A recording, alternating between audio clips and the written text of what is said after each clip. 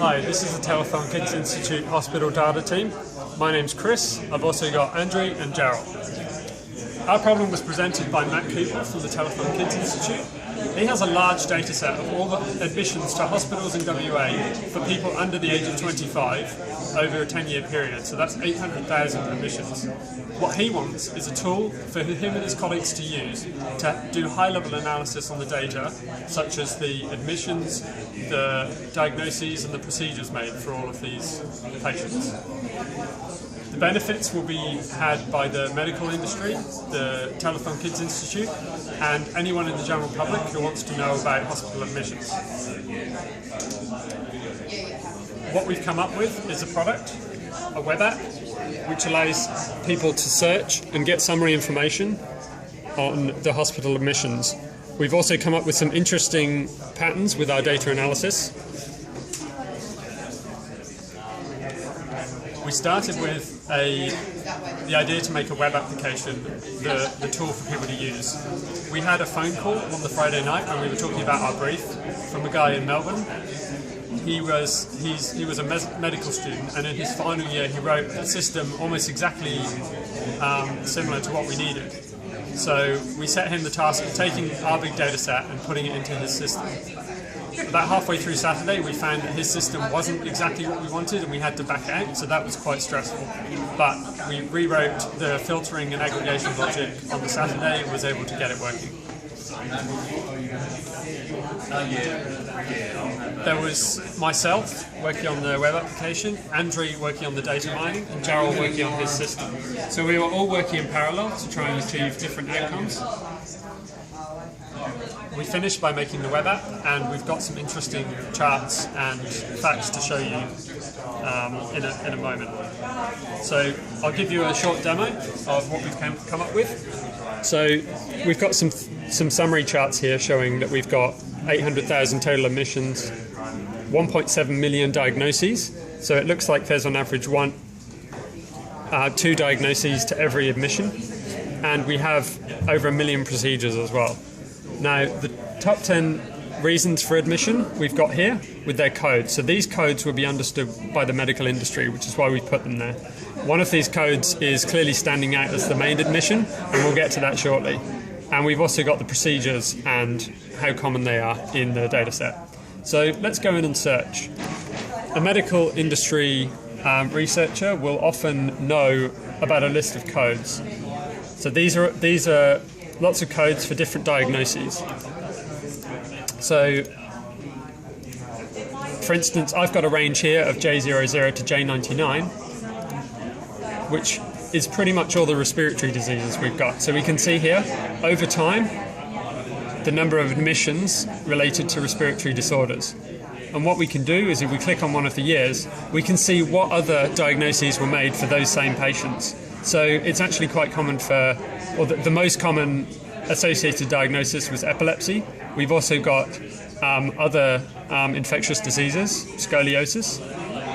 Let's look at musculoskeletal problems. And we've got a second search. We've got 29,000 visits come back. And we can also see that there's the common diagnosis of infectious diseases. We've also got cerebral palsy and other diseases. So we've got the codes and we've got the descriptions. So this will be used by researchers in their first step of analysis.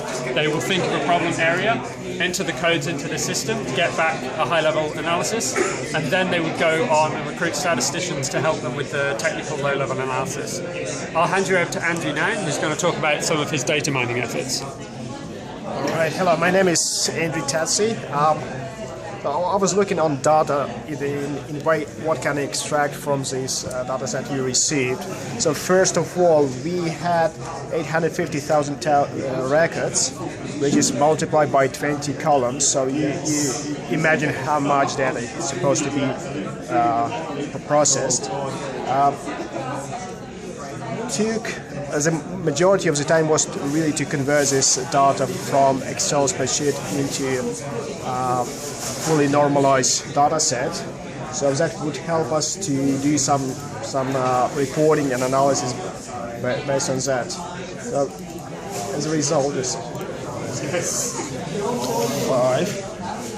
this is a graph that generated from that set that represents the total number of admissions over a period from 1999 to 2008, and you can clearly see that the most reliable data sets between year 2000 and 2006. So it's interesting to know.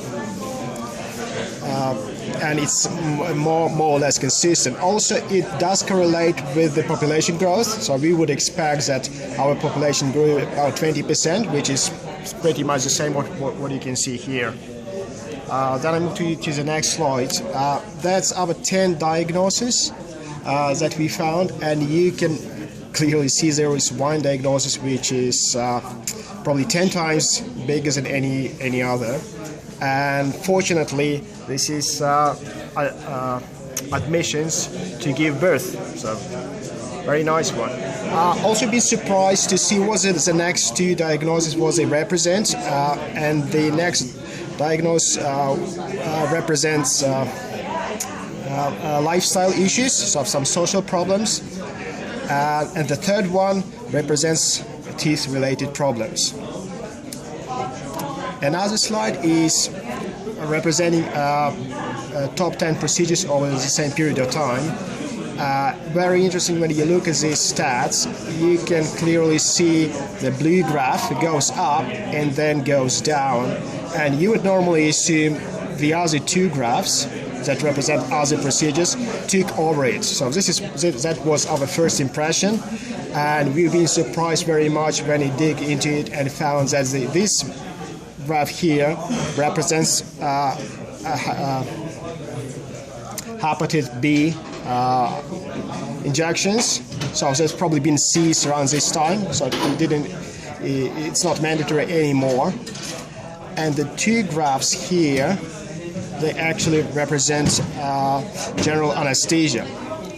Another thing here is a speaking graph, which also represents general anesthesia. So we can actually assume that it was some sort of trial or not very successful sort of general anesthesia that lately been replaced with another two types of anesthesia.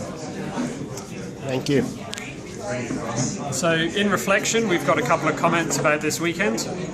We found it very challenging, but also very interesting. Lots of interesting facts that we found out from the data set, and it's a domain that neither of us or Gerald have experience with.